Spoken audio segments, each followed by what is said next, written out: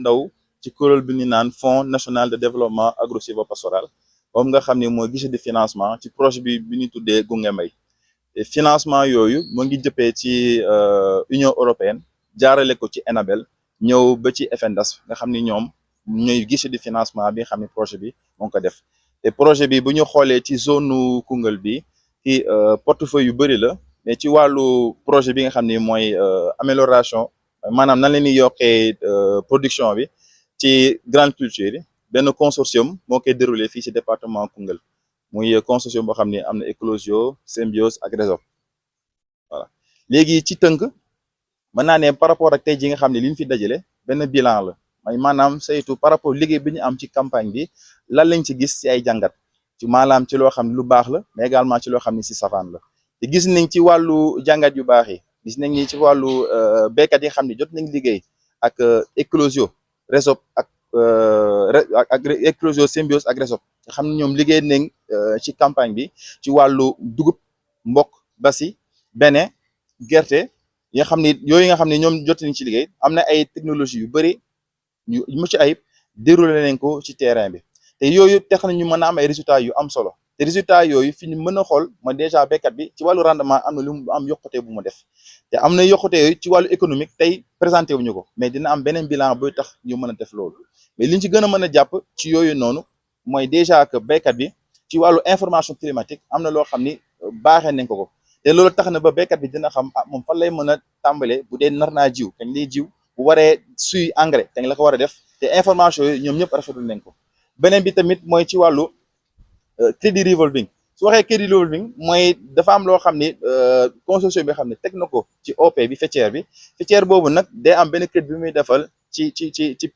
béykat bi nga xam ni moom moo war a dérouler léegi intrant bi nga xam ne war na ko utiliser dina ko mën a béyetu su béyee ba pare nag moom da koy delloo au niveau OP bi mais du ko delloo lépp benn partie la koy delloo beneen partie bi OP bi si moom moo koy récupérer mën ko denc mën ci jëndaat encore ay jiw te loolu gis nañ ni am na impact bu baax par rapport ak liggéeyu béykat bi ci mujj tamit ñu xool ci wàllu avancement bi parce que xam nañ ni que ci wàllu projet bi am na ay acquis yu bëri ñu am su waxee acquis mooy loo xam ni mën nañ ko téye te ak ndëgërlaay boo xam ni war na mën a tax ba projet bi mën na wëy parce que projet boo gis day am juddu am dee mais li gën a am solo mooy projet boo xam teg nañ ko bu dee nan la ko béykat yi di àggale te àggale boobu du doon loo xam ne lu diis ci moom mais am na beneen projet yoo xam ni war nañ ko mettre en place boo xam mu ngi tudd sécurité alimentaire projet boobu du limité wu seulement ci département ci ñetti département xam projet Gunge Mbay moo def parce que bu ñu xoolee projet Gunge Mbay mu ngi ci département bu Foundiougne ci région de Kaolack ci safla région de Fatick département de Nioro du Rip ci région de Kaolack et département de Koungheul ci région de Kaffrine mais sécurité alimentaire dina ngànk également beneen région muy région de Tambacounda te aussi sur 7 départements bu ñu xoolee instant yi ci région de Fatick dina am département de Fatick ak département de Foundiougne bu dee région de Kaolack dina am département de Kaolack ak département Nioro du Rip bu dee fii nag nga xam ñu ngi fi Kaffrine dina jël 4 départements yi mooy Malem Hodar Birkelane Kaffrine ak Koungheul léegi Tambacounda moom dinañ ci dolli Koumpentoum ak Tambacounda léegi liggéey bi am solo nag nga xam ne consortium bi jot na ko def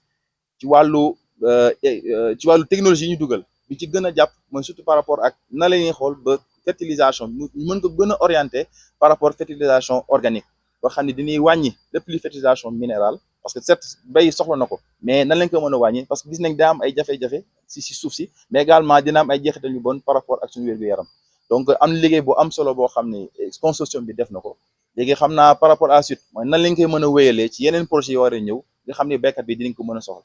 di wax tamit également rafetlu bu baax liggéey bi am solo bu baax boo xam ni autorités yi def nañ ko mais autorités territoriales yi mooy maanaam préfet sous-préfet yi bu ci suuf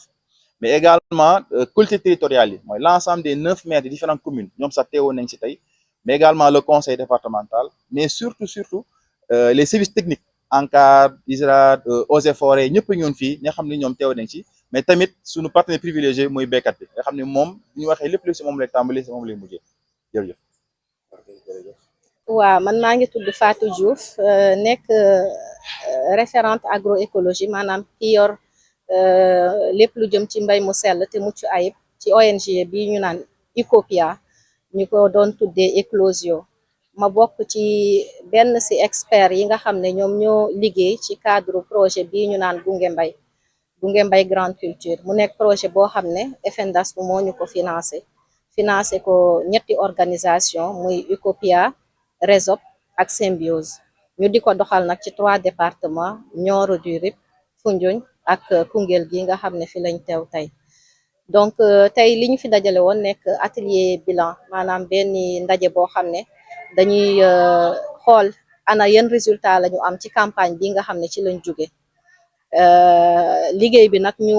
amaloon ko ci juróomi gàncax muy gerte, mbokk, dugub, basi ak bene. donc suñu liñ doon séentu moom mooy ñu yokk production bi ñu yokk bu am solo jëm ba téeméer boo jël ñu yokk ci 20 ak juróom tey nag dañoo gis ne résultat yi ñu am romb na ko lool di dem te li ñu ko may mu nekk liggéey boo xam ne bu mucc ayib la boo xam ne dañ ci àndandoo ak baykat yi àndandoo ci ak seeni organisation daal di ko doxal ñu ne woon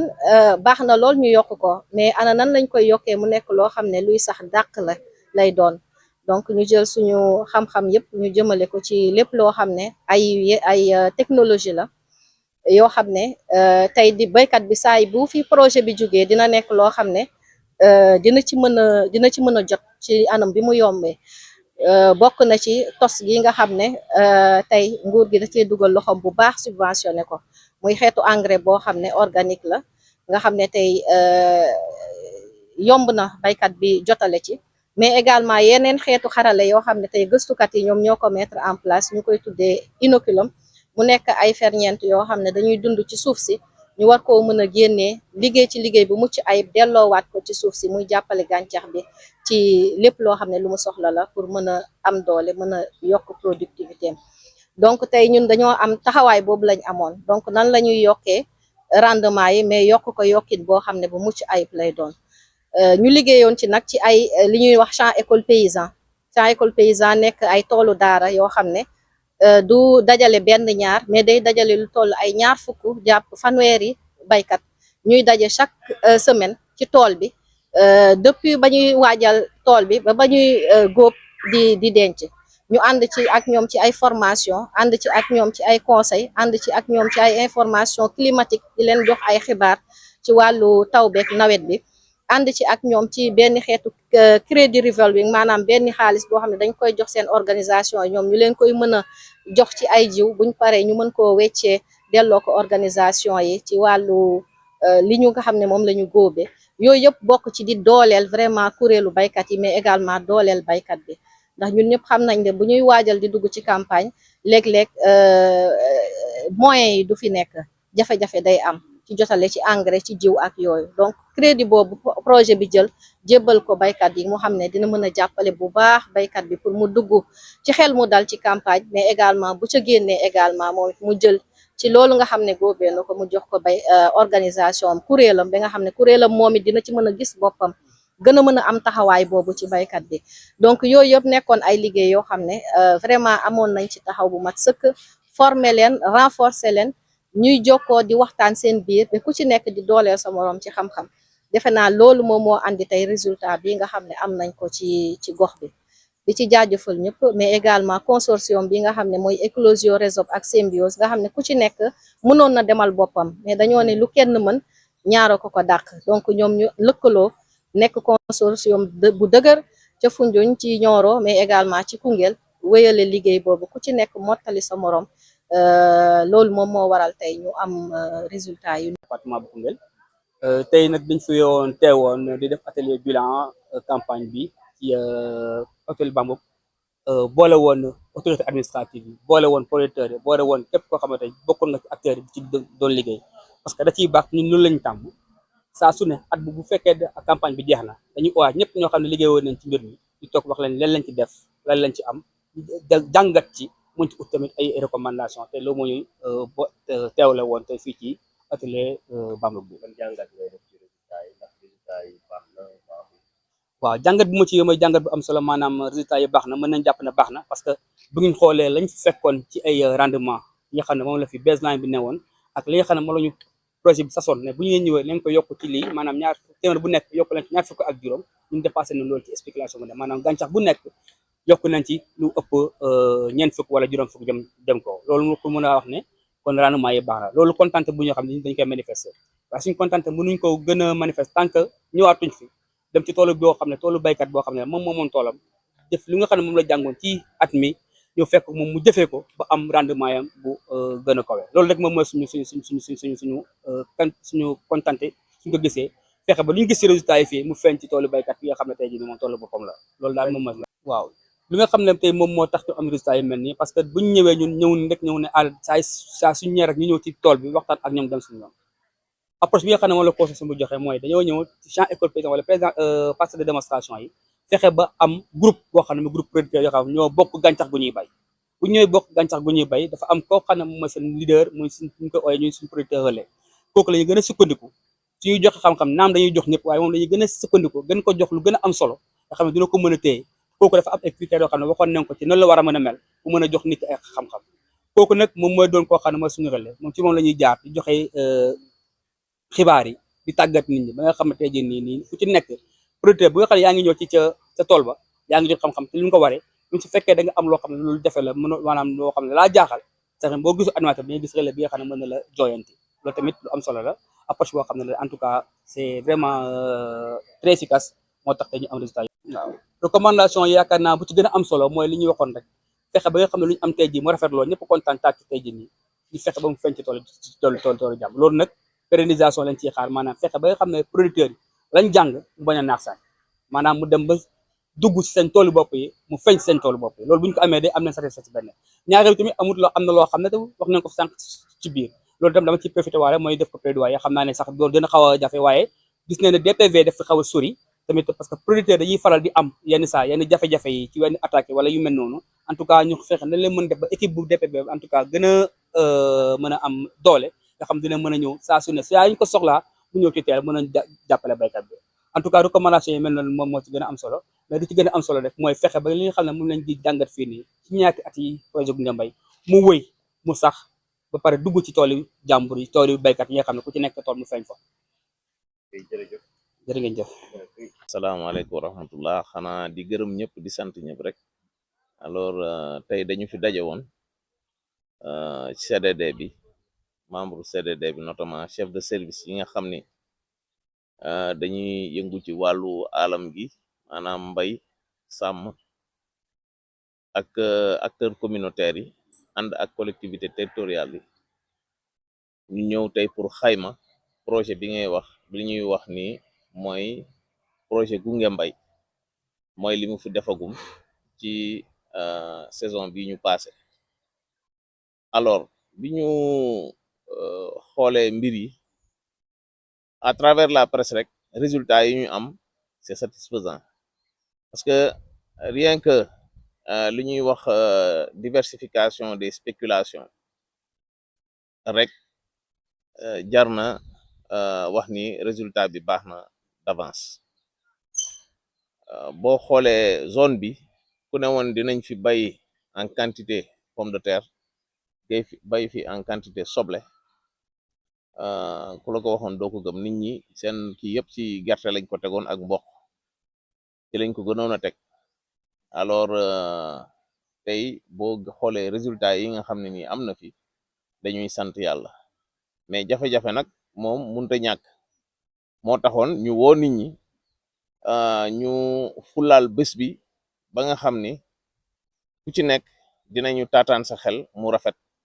ba nga xam ni li des ci projet bi wax dëgg yàlla mu doon mbégte ak yokkute ci askan wi maanaam communauté yi naka noonu nag ñu ngi woo collectivité territoriale yi di woo service technique yi ak communauté yi ñoom ci seen bopp ñu gën a jàpp ci mbir mi ndax projet moom dafa am njeexital te bu jeexee ba dem dafay laaj ñun ñi fi nekk ñi fi des ñu jël ko tee ko def ko sunu moomeel loolu daal moo nekkoon kàddu yi nga xam ni wax dëgg yàlla loolu lañ ci bëggoon a sànni waaw xam nga projet bi moom dafa dooroon rek am quelques communes yoo xam ne nii foofu la doon évoluer mais am na beneen bi nga xam ni moom mooy ñëw mooy les systèmes de sécurité alimentaire bi nga xam ni moom dana fexe ba daj ñëpp te bu boobaa dafay laaj askan wi gën a téye li nga xam ni moom mooy prolongement wu projet bii nii ñu jëm waaw xam nga projet bi bu fekkoon ni baaxul état du fi indi leneen loo xam ne nii daf koy yokk waaw loolu moom la tubaab di wax mise à l'échelle alors projet bi nga xam ne moom moo war a ñëw nag moom mooy def mise à l'échelle